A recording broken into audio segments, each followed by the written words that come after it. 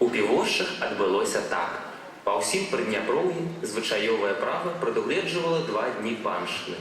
Чапаць яго, павялічваць двухдзённую паншчыну было небяспечна. Мужыкі маглі і чырвонага пеўня пусціць. Па гэтай прычыне нават згон, права гаспадара на рабочыя рукі па-за паншчынымі днямі, калі гіне на карані ўраджай, павінен быў аплачвацца панамі. Сялянам Кроера даводзілася адбываць паншчыну не 2 дні, а 3 дні на тыдзень. Аднаго дня падчас жніва Кроер учыніў півошчынцам агульны згон, бо гарачая пара не чакала. Людзі спадзяваліся зарабіць за гэтыя дні сама меней 3 рублі, а адбылося вось што. За сгон пан Кроер будет платить не больше 5 копеек за день.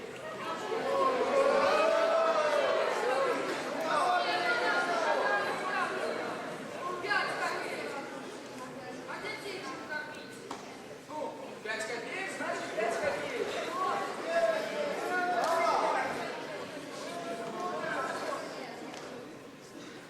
Ну не будете працаваць, а ты не будзе ўвогуле ніякай зарплаты.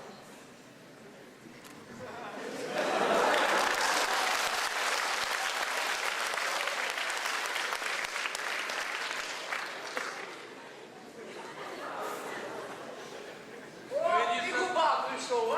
Спазнився губа на згон. А я ще гроші жадаю, а? Знаю. Ну, 5 копеек, не более. Мы не жабраки, как нам глотку замазывали со стеклом на верне. Кроер покрылить нас надумался. Что ж, хай подавится нашим хлебом. А за хорошие слезы, нехай он сдохне без покаяния. Не хочет платить, як хоче далі завісно. Ніхто не хоче на згон. Один хлеба, всем хлеба! Землю шаните!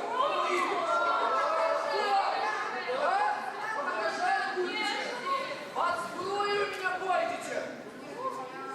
Я добро робишь, Икона. Бог за погрозы невинному не дарує. А на згон не пойдь. Да, сволочи! Ясно, зараз усіх позначу. Да, держите себе. Не домовься. Горде поведаешь, что я там нахну, а вот им кошатку ляпнуть, и пропадай душа. За що? За нашу кривду? І ще до нас на нас пішов? Не добро робишь, Икона. Гляди, как не рыгнулася. А, я ще й погрожаєте? Ну було, гадюші. Усім все припомнится. А таке губа, як заводати. Не минуті Сибіри. А чого мне бояться? Мне життя усяко зосталося звіробійної ножовиці. У Сибір, ну і нехай. Ён яще й блюзнерить. Порохнятись смердюче. Я порожняю. Почекай, я зараз нечто тобі покажу.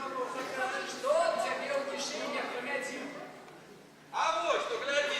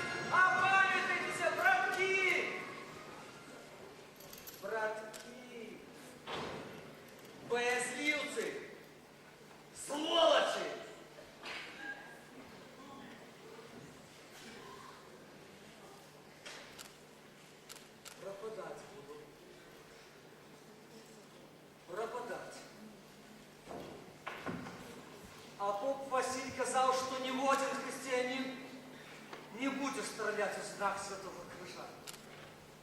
А гэтые стреляли, у крыжи стреляли нехристи, только выжить.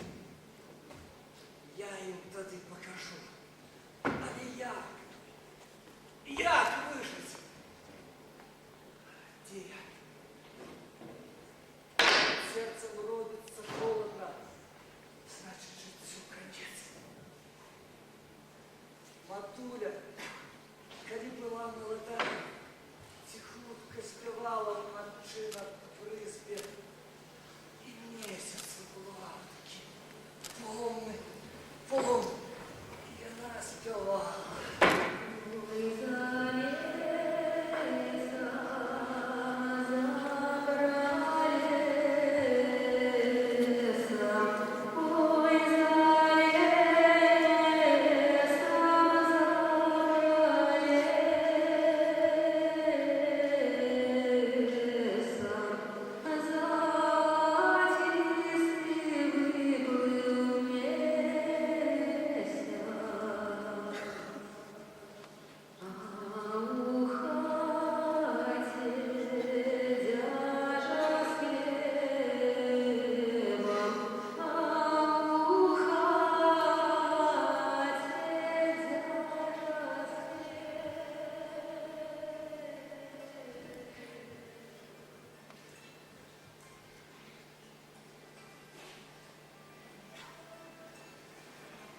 Для мяне нема больш роднай хаты і роднай дзяжы з хлебам. Але хіба гэта я страляў? Хіба гэта я вінаваты? Не, пачаў страляць кроем, а скончыў той парушнік. Караць трэба іх. Суд, дык суд. И усім, хто стрелял в дружине, вальсів живыми. С волками поволчи. Я заступлюся за своего Христа.